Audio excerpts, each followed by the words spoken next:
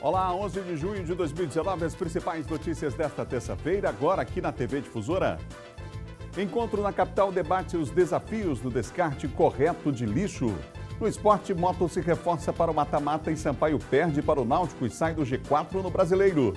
Começam as inscrições para o segundo semestre do ProUni. E na entrevista com os candidatos a reitor da UFMA, hoje é a vez do professor Natalino Salgado. O Bom Dia Maranhão está começando agora.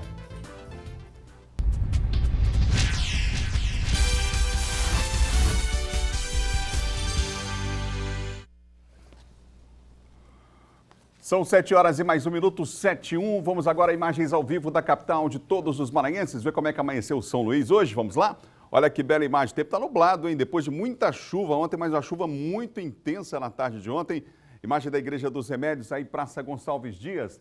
Nessa manhã de terça-feira, você passeando aí nas imagens da TV Difusora, na capital maranhense, um dos pontos aí, né? A Praça Gonçalves Dias, aí está a belíssima Praça Gonçalves Dias, no centro da cidade. Imagens ao vivo desse momento, o tempo meio nublado nessa manhã. Não temos chuva, mas temos o tempo nublado. Ontem uma chuva intensa, muito forte aqui na capital, principalmente no final do dia. Olha, mesmo com os avanços da Política Nacional de Resíduos Sólidos, aprovada em 2010, estudos apontam que mais da metade das cidades brasileiras descartam lixo de forma incorreta. Ontem aconteceu em São Luís um debate sobre o tema no segundo encontro municipal Lixo Zero.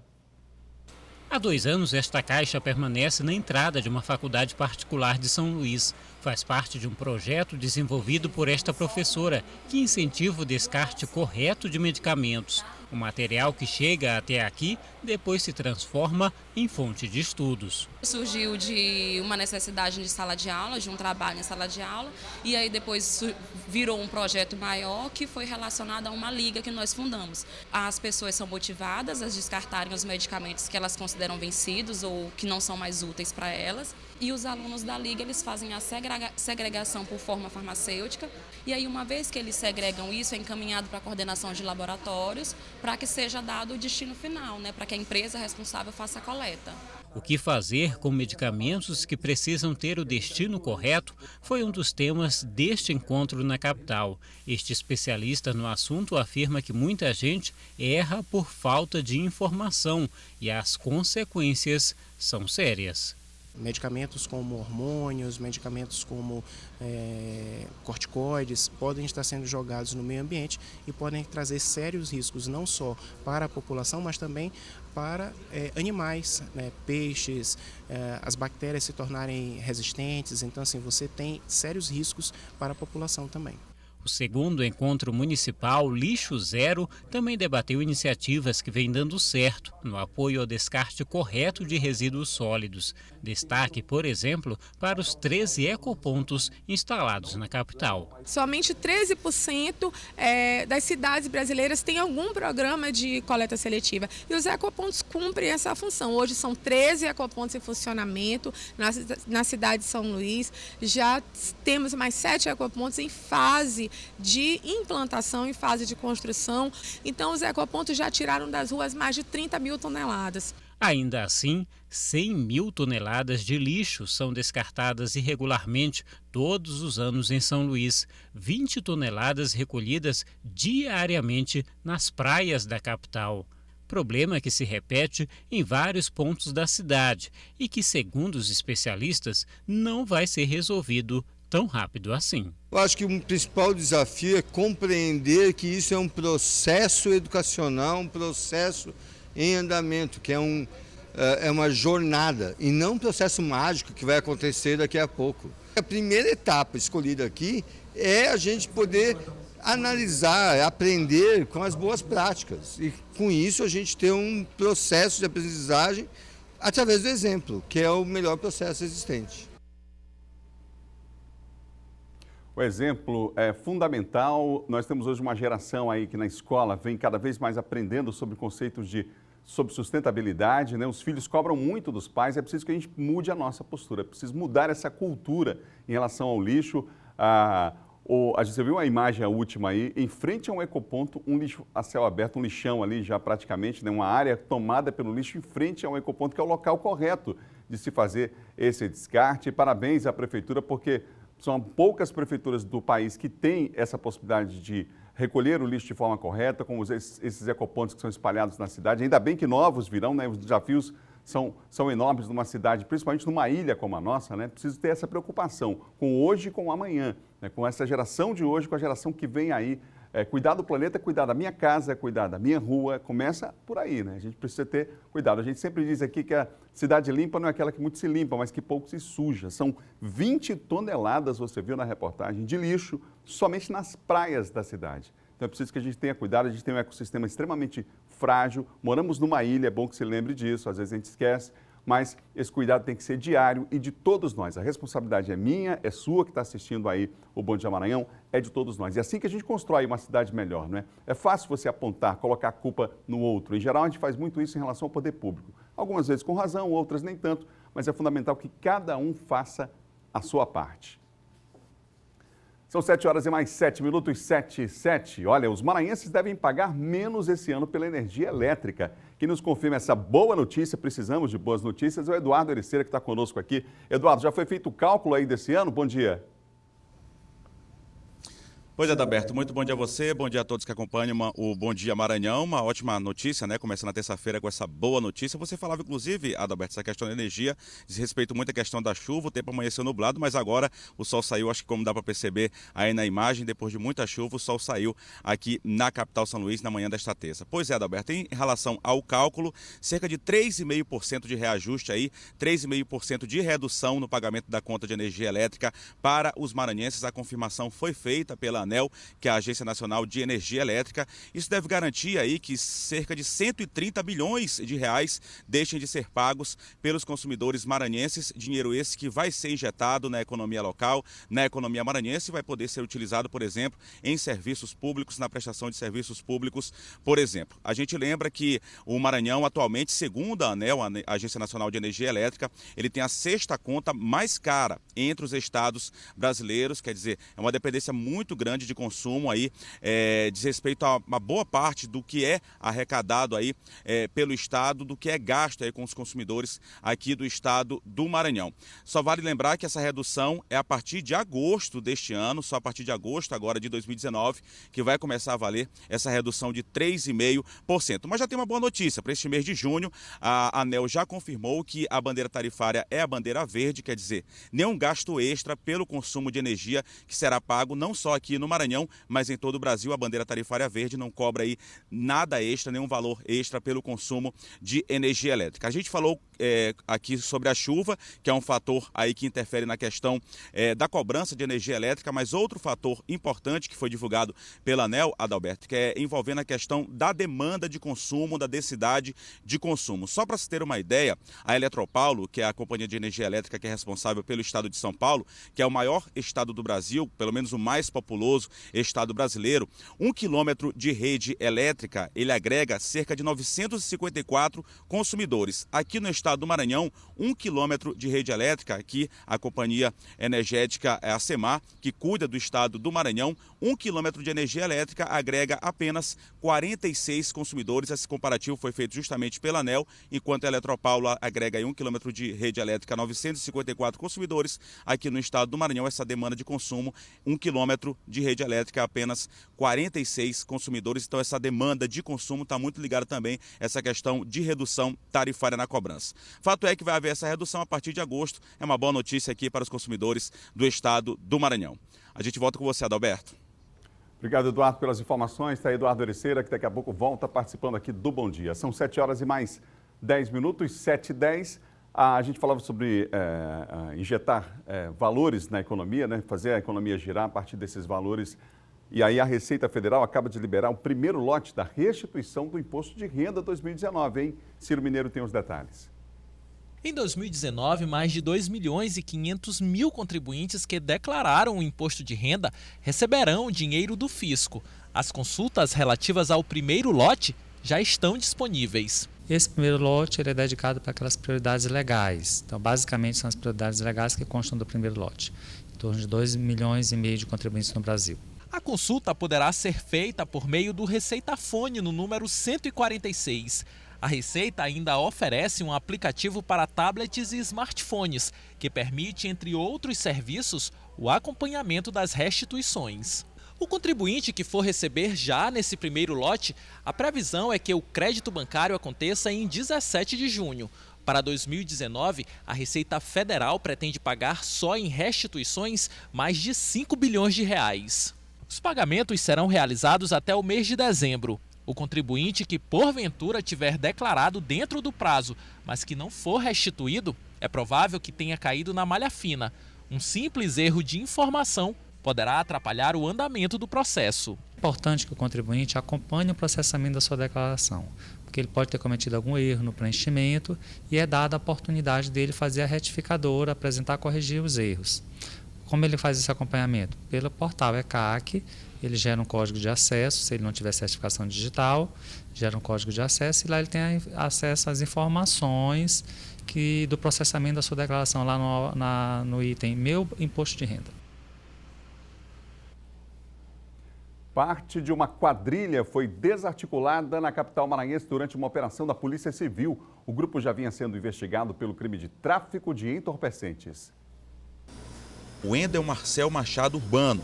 Era ele quem utilizava as duas filhas, Daniele e Fernanda da Silva Urbano, para manter o tráfico de drogas. Em abril deste ano, as duas irmãs já haviam sido presas pela polícia e autuadas em flagrante pelos crimes de tráfico e associação ao tráfico de drogas. A polícia também deu cumprimento a outros 2 mandados de prisão contra Carlos Evandro Viana e a namorada dele, Luana Lima Ribeiro, que também, segundo a polícia, atuava no comércio de drogas a mando do companheiro. Os contatos com as filhas e a namorada do lado de fora eram mantidos por meio de aparelhos celulares de dentro da cadeia. A gente depois, com o passar do tempo, investigando, levantando todos os dados dela, dos familiares, chegou-se então a equipe do Dr. Albert ao levantamento de um núcleo familiar traficando drogas, através de um líder dentro do presídio. Então hoje, com base naquela primeira operação em que foram presas as duas, chegamos hoje ao núcleo principal dessa quadrilha, que são esses que foram apresentados agora. Wendel Marcel cumpre pena pelo crime de roubo e Carlos Evandro já estava preso pelo tráfico de drogas. A polícia deve investigar agora o possível envolvimento de mais pessoas com a organização criminosa. A gente sabe que existe outro distribuidor dessa droga, mas ainda não foi identificado. Então estamos trabalhando aí para tentar identificá-lo.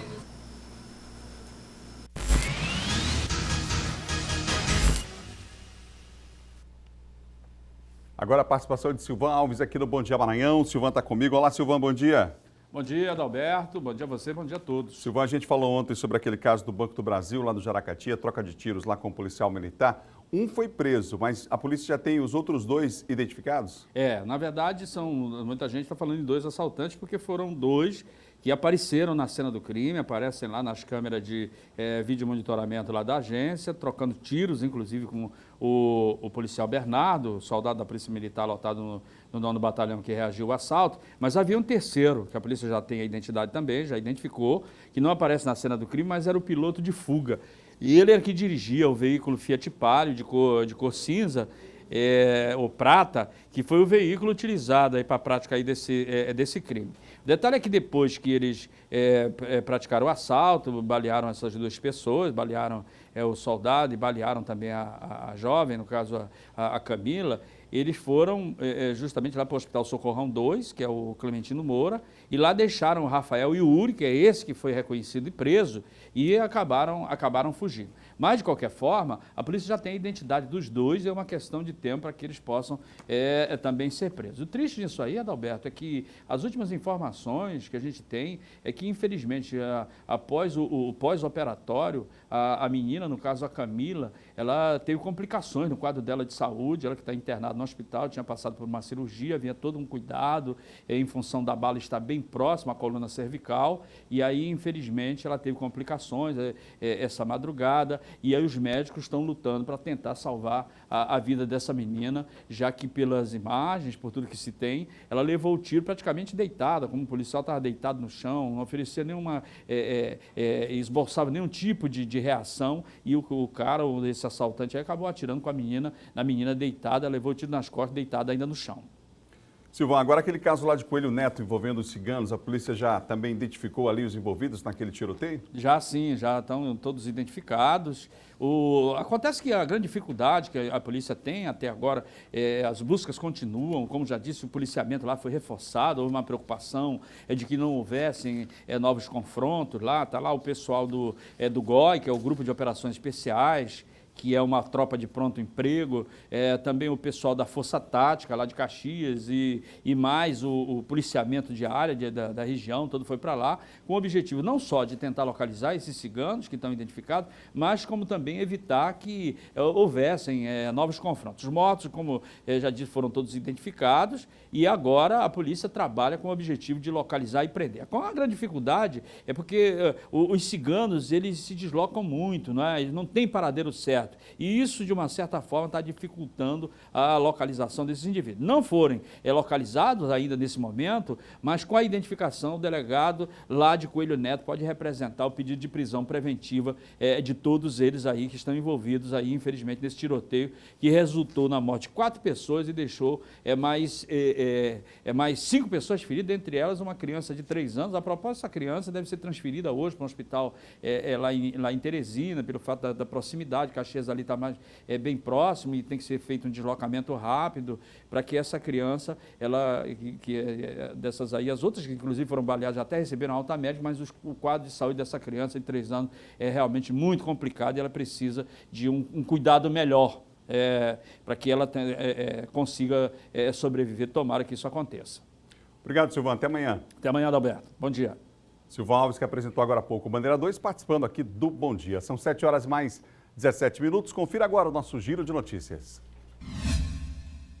Estudantes que estão concorrendo a vagas em instituições públicas de ensino superior podem consultar o resultado do Sistema de Seleção Unificada, SISU, na página do programa. A lista dos selecionados da chamada única foi divulgada na tarde de ontem. As matrículas devem ser realizadas de 12 a 17 de junho. Ao todo, nesta edição, são ofertadas 59.028 vagas em 76 instituições públicas de ensino em todo o país. O Tribunal de Justiça do Maranhão, por meio do Centro Judiciário de Solução de Conflitos de Segundo Grau, conseguiu intermediar um acordo entre o Sindicato dos Trabalhadores em Educação Básica das Redes Públicas Estadual e Municipais do Estado do Maranhão, Simpro-ESEMA, e o município de Pasto Lumiar, pondo fim à greve de professores no município, deflagrada dia 27 de março. Após outras 2 sessões de conciliação realizadas pela Justiça, com diversas tentativas de diálogo, além de reuniões promovidas entre os professores e o município, as partes finalmente entraram em um consenso. A polícia continua à procura de 2 homens suspeitos de matar 4 pessoas no município de Coelho Neto, na região dos Cocais. O crime aconteceu próximo ao mercado municipal e teve o envolvimento de ciganos que vivem na cidade. Coelho Neto não registrava um homicídio há 6 meses. No próximo bloco, confira a segunda entrevista com os candidatos a reitor da Universidade Federal do Maranhão. Hoje o convidado é o professor Natalino Salgado. E mais, você vai ver também oposição diz que não votará nada na Câmara, até que seja resolvida a situação do ministro Sérgio Moro. Assunto para John Coutrin já. Depois do intervalo, nós voltamos em instantes. Imagens ao vivo nesse momento da capital maranhense, Avenida Beira-Mar, ao fundo ali, a Ponte José Sarney. Um instante só.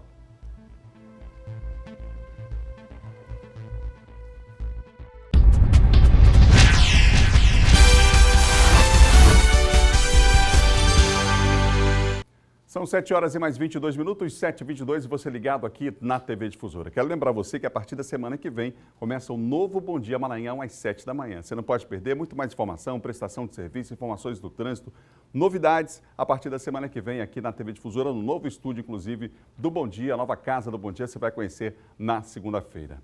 Começam hoje as inscrições para o segundo semestre do programa Universidade para Todos. Os detalhes você confere agora com Eduardo Ericeira, é o ProUni, não é isso, Eduardo?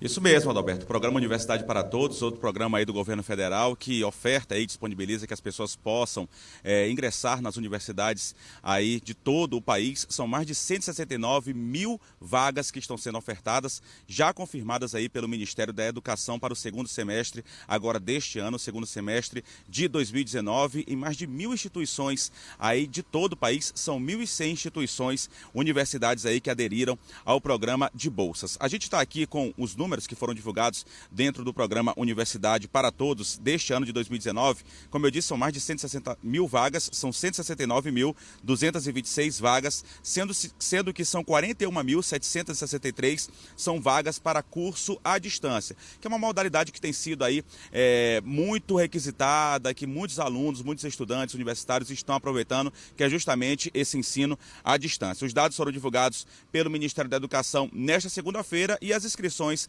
para o ProUni já começam a partir de hoje, esta terça-feira, dia 11, e seguem até a próxima sexta-feira. Atenção aí às pessoas que estiverem aí querendo aderir a esse programa Universidade para Todos, inscrições começando a partir de hoje, terça, seguindo até a próxima sexta-feira, dia 14. Para participar, o candidato tem que ingressar aí no site, tem que procurar o site prouni.mec.gov.br. O MEC oferecerá 68.087 vagas de bolsa integral, 101.139 vagas com bolsa de estudo parcial de 50% do valor da mensalidade. Portanto, uma ótima oportunidade para as pessoas aí ingressar nas universidades de todo o país. A gente volta com você, Adalberto.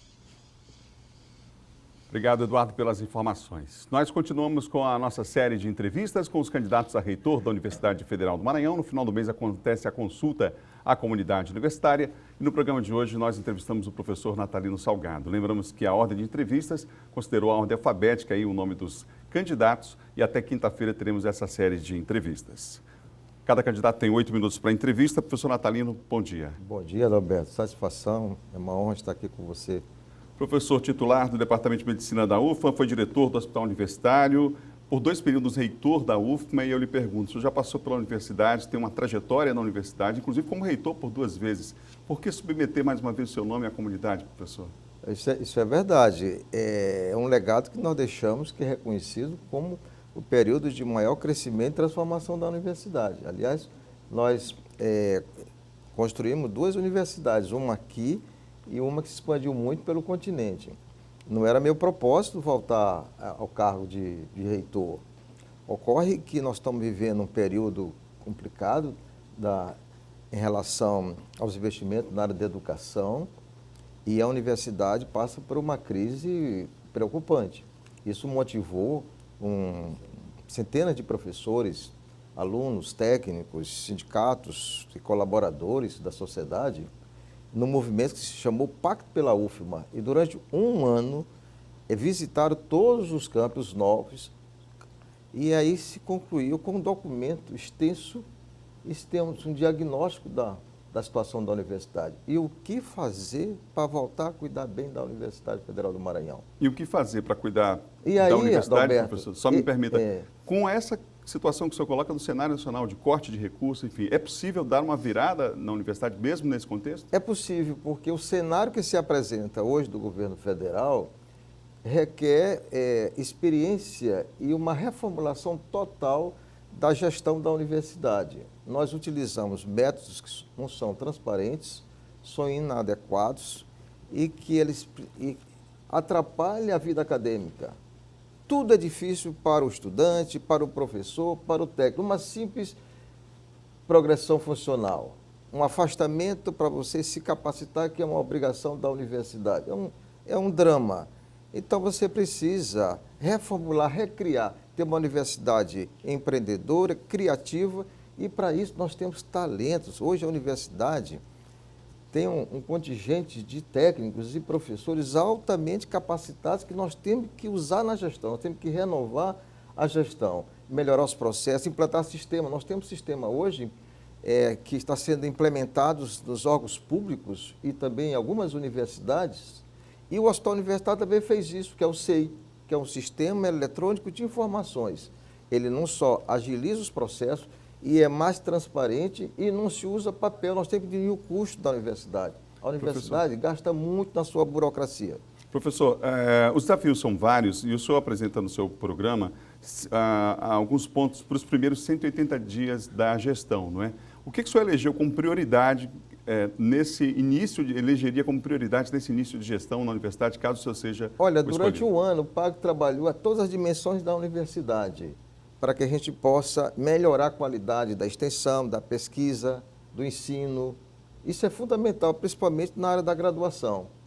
Mas se você não conseguir ajeitar a universidade do ponto de vista de sustentabilidade dela, hoje nós temos um problema de colapso de energia. Hoje a oscilação da energia na universidade queima dezenas, centenas de equipamentos de alto custo que os professores vão buscar com muito sacrifício nas áreas de fomentos.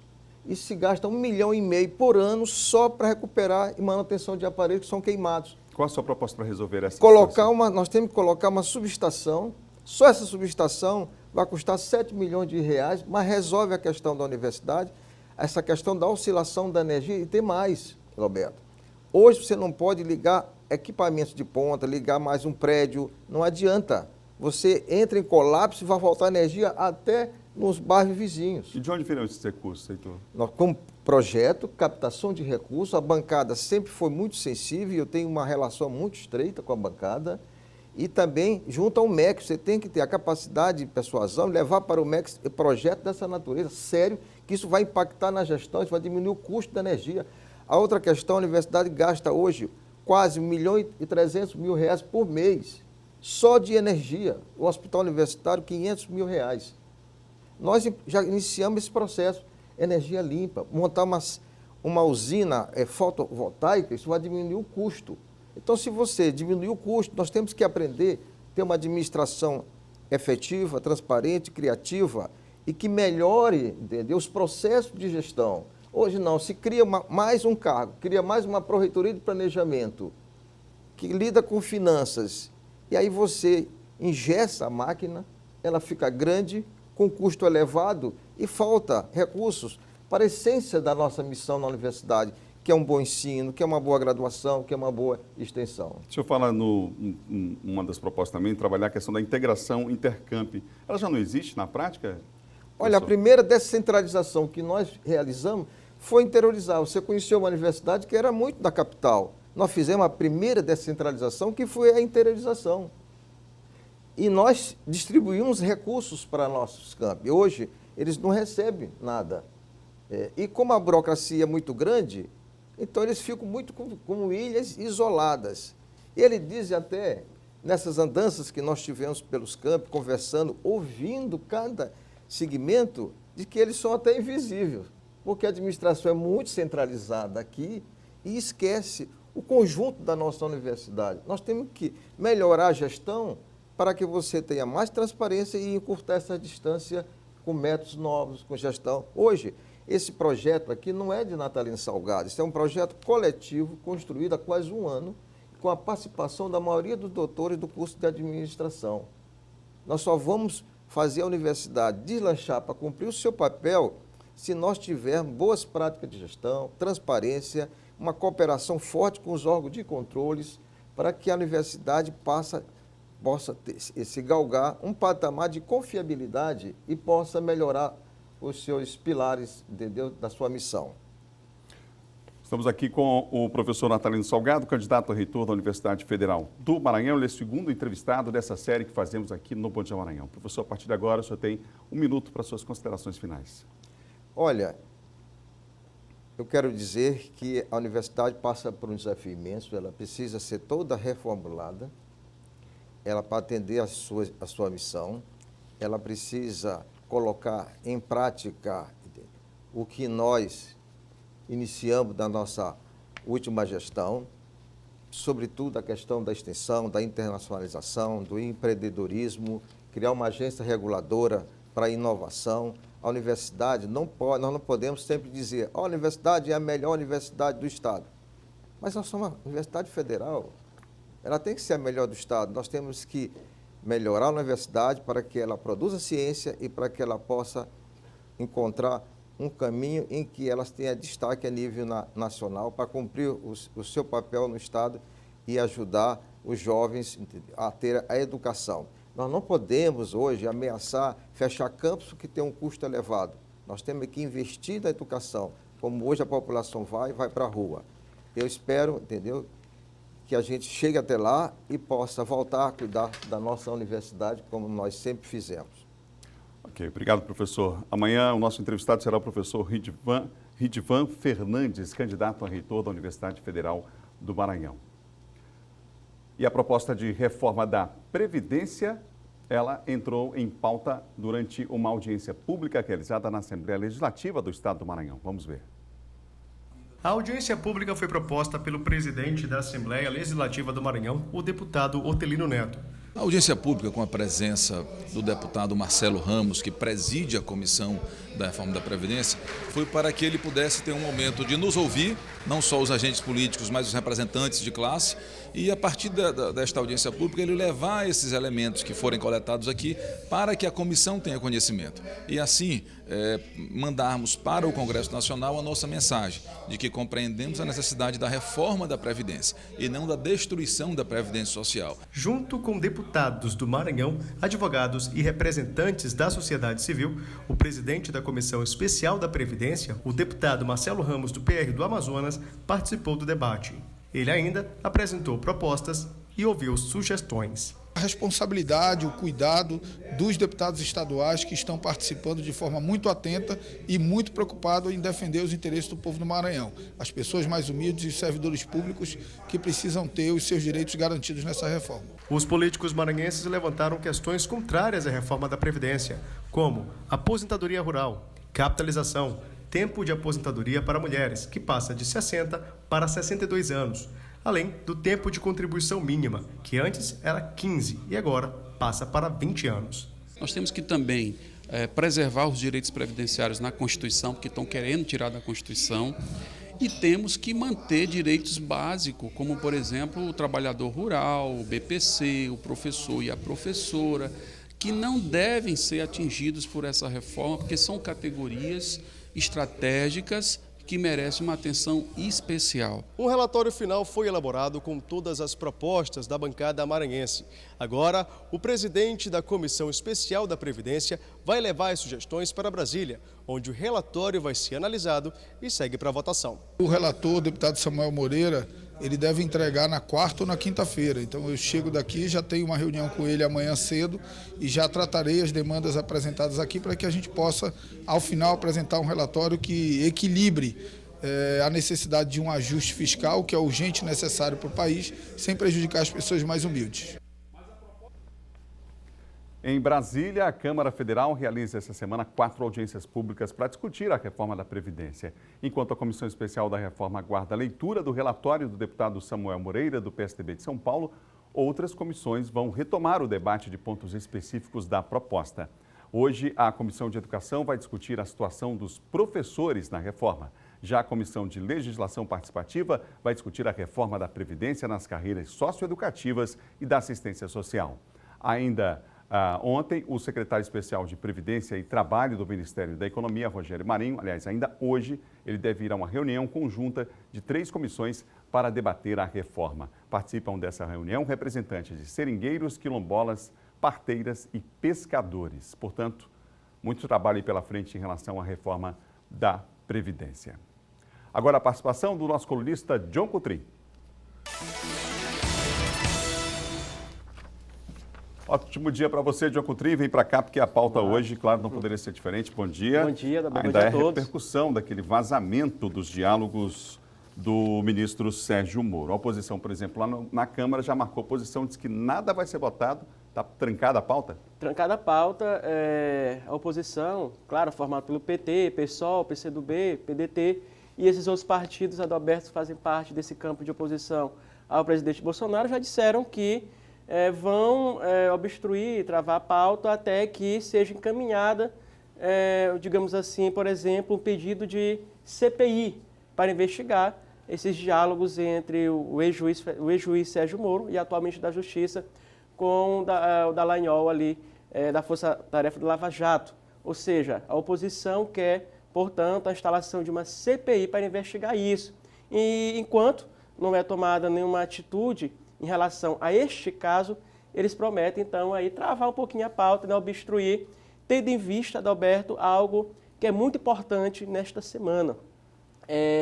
A votação de um crédito suplementar, um crédito extra, de 248 bilhões de reais.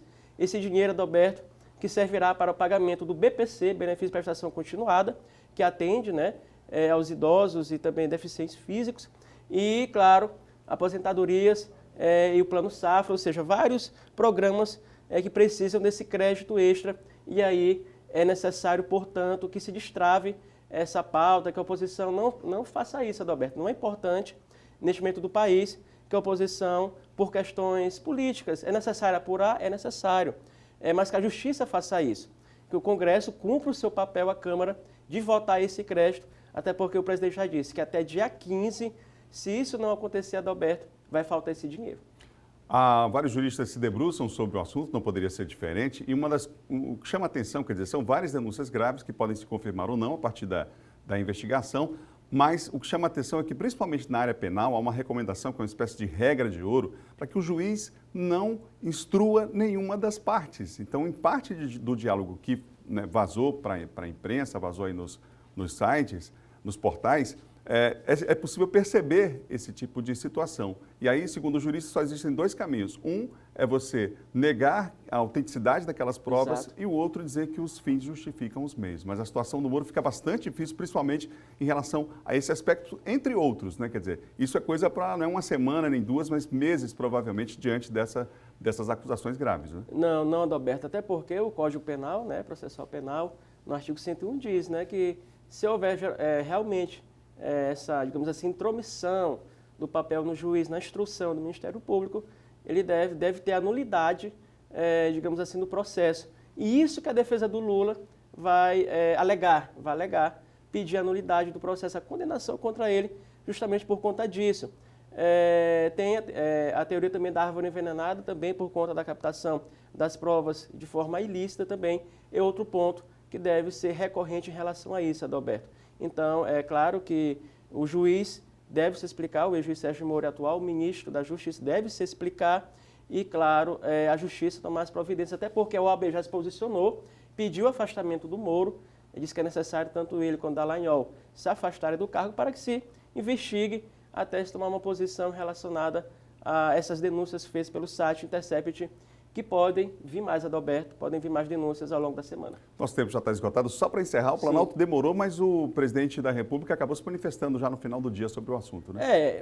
De forma muito comedida, o Planalto se pronunciou ontem, disse que confia irrestritamente no presidente, no Moro. O presidente Bolsonaro fez essa declaração através do porta-voz, através do secretário de comunicação, e disse que confia o presidente Bolsonaro irrestritamente no ex-juiz Sérgio Moro.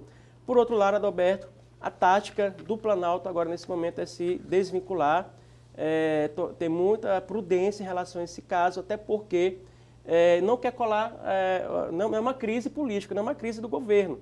Isso é uma coisa que o Sérgio Moro tem que se explicar com ele, ou seja, não atrelar, até para não atrapalhar a questão da reforma da Previdência, que está em pauta. Então, o posicionamento do Congresso é esse, e aguardar também as novas divulgações de novos áudios e conversas ali pelo site Intercept. Obrigado, John. Até amanhã. Até amanhã, Adalberto. Vamos para o intervalo. Na volta, a gente vai falar sobre esporte. O Sampaio perdeu, saiu do G4, o Moto se reforça para a próxima fase do Brasileiro. Vamos falar sobre o São João também, período junino. Caxias e Imperatriz em São Luís. As notícias já, depois do intervalo. Imagens ao vivo nesse momento você tem na Rua da Estrela, no Centro Histórico da capital. Bom dia, volta em instantes. Está aí, bela imagem do Centro Histórico, já prontinho aí para o período junino.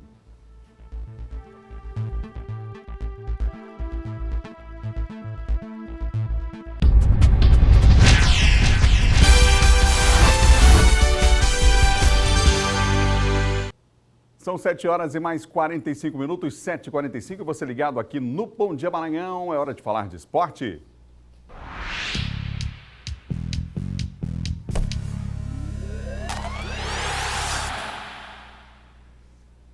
O Sampaio Correia perdeu para o Náutico de Recife pelo Brasileiro da Série C. A partida aconteceu ontem à noite no Estádio Castelão, em São Luís, e o Sampaio saiu de campo reclamando de um pênalti que o árbitro não deu. A primeira chance do jogo foi do Sampaio, mas o chute de Eloir parou no goleiro Jefferson. Hereda tentou dar o troco, mas sem perigo para Andrei. De longe, Cleitinho arrisca, o goleiro do Náutico defende, na sequência o chute de João Paulo não encontra o caminho do gol. Aos 26 do primeiro tempo, Andrei derruba Neto Pessoa na área. Pênalti que o Wallace pernambucano não desperdiça. Náutico 1-0. O Timbu tenta o segundo novamente com o Wallace, mas a bola para na defesa de Andrei. Nesse lance, o Sampaio reclama pênalti não marcado. A bola bate no braço do volante Josa, mas o juiz mandou seguir. Na etapa final, o Sampaio pressiona. Mas foi o Náutico que balançou a rede outra vez com Thiago, que chuta na saída do goleiro tricolor. Ulisses perdeu essa chance de diminuir para o Sampaio. E Everton assustou em mais uma cobrança de falta. Mas a vitória foi mesmo do visitante. Náutico 2, Sampaio 0. Rapaz, e provavelmente nesse lance aí, se tivesse, eu pedi o tal do VAR, né? Porque tocou na mão, tocou no braço lá do jogador do Náutico, enfim, o juiz não deu, mandou seguir, e o Sampaio sai derrotado. Com esse resultado, o Timbu vai para o G4, onde assume a 4ª colocação com 11 pontos e supera exatamente o Sampaio em saldo de gols. O tricolor maranhense ficou agora em 5º lugar, também com 11 pontos. E sábado, em casa, tenta se recuperar diante do ABC de Natal, que vem de derrota para o Imperatriz. O jogo acontece no estádio Castelão, portanto, neste sábado, torcida tricolor convocada. Depois de receber uma proposta para jogar no leste europeu, o lateral esquerdo Fernandinho deixou o Papão do Norte no jogo contra o Atlético de Roraima, vencendo por 5-0. Quem assumiu a posição e com elogios do técnico Wallace Lemos foi o jovem Paulinho. Mas para o decorrer da competição, o Motoclube já tem um novo lateral esquerdo, esse aí que está na foto. Mário Henrique Gomes de Moura é natural de Uruçuí, do Piauí, tem 25 anos, mede 1,80 m e pesa 75 quilos. O lateral que já passou pelo Ceilândia, vem do Gama, também do Distrito Federal, time que ajudou a ser campeão brasiliense em 2019. Esse ano, Mário já jogou 19 vezes e marcou 3 gols na temporada. O Mário chega hoje, se apresenta junto com o elenco na quarta-feira para iniciar treinamentos e adaptação com o restante do time. E atenção, hein? A CBF confirmou que o primeiro jogo do Motoclube no mata-mata vai ser disputado na segunda-feira. A partida estava marcada inicialmente para o próximo final de semana, mas foi alterada. O Moto joga agora na segunda, dia 17, às 4 horas da tarde, exatamente, numa segunda-feira à tarde, no estádio Presidente Vargas, lá em Fortaleza. Você sabe, o jogo de volta é aqui em São Luís do Maranhão. São 7 horas e mais 49 minutos, 7h49. Vamos mudar de assunto? Em Imperatriz, nesse período do ano, não são apenas as roupas típicas que fazem sucesso, não. O setor alimentício também aproveita para aumentar a venda de produtos que muitas vezes são vendidos apenas nessa época do ano. Veja na reportagem de Isabel Gomes. Quando pensamos em quais comidas não podem faltar no período de festa junina, alguns produtos logo surgem na mente. É o bolo de milho, é a paçoca, é o chá de burro, é a canjica. O caminho é este mesmo. O milho começa como carro-chefe para uma mesa recheada de delícias, que muitas vezes só são degustadas nesse período do ano. Consegue ver a canjica, consegue ver a pamonha, né? Então são alimentos, né, que a gente aproveita essa data para degustar. Nesta padaria, por exemplo, todo dia tem que ter algo que lembre os festejos juninos. O cardápio variado acompanha as tendências do mercado, desde o tradicional chá de burro, passando pela Maria Mole e depois pamonha, um cuscuz bem reforçado feito com carne, até os bolos. Este aqui foi feito de pamonha e este outro, bolo de café. O nosso mês agora junino, a gente está pegando algumas coisas diferentes aqui na vitrine, né? Nós estamos com novidades, nós estamos com bolo de pamonha, né? Nós estamos com a canjica, estamos também com vários outros tipos de produto que fala o que está sendo passado agora esse mês, que é da festa junina.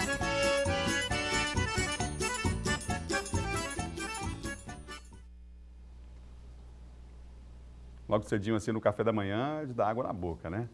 Em Caxias, bombeiros reforçam os cuidados com o uso de fogos de artifício, em especial, claro, nesse período do ano. Assunto para Lina Medeiros, conosco. Bom dia, Lina.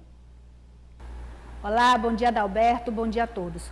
Como estamos em época de festejo junino, é comum as pessoas soltarem fogos de artifício, o que pode ser perigoso se usado de forma incorreta. Para evitar algum tipo de acidente, o Corpo de Bombeiros aqui de Caxias dá algumas orientações. Artefatos utilizados em várias festividades durante todo o ano e que nos festejos juninos dão um reforço a mais para a animação. Mas todo cuidado é pouco quando se trata de manejo com fogos de artifício ou rojões. Ao estourá-los, deverão se atentar em não fazê-los em locais fechados.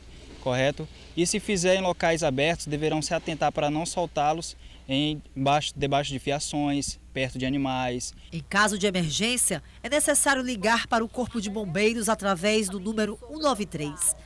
Além das dicas de segurança para os usuários desses artefatos, o tenente destaca sobre o trabalho de vistoria que é feito durante as montagens dos arraiais juninos em Caxias. O objetivo é garantir a segurança de todos os frequentadores desses locais durante o período. Lá vai ter o checklist, né, de orientações básicas, é bem simples e as pessoas deverão se atentar para evitar devidos acidentes. O Corpo de Bombeiros, né, estará visitando todos os arraiais, né, para se atentar em garantir segurança para aquelas pessoas que visitarão os arraiais. Pois é, nessa temporada é claro que o quesito segurança também deve ser levado em conta. Mas seguindo todas as dicas básicas, não há com o que se preocupar. Aí é só cair no arrasta-pé e se divertir a valer. Voltamos com você, Adalberto, aí nos estúdios do Bom Dia Maranhão.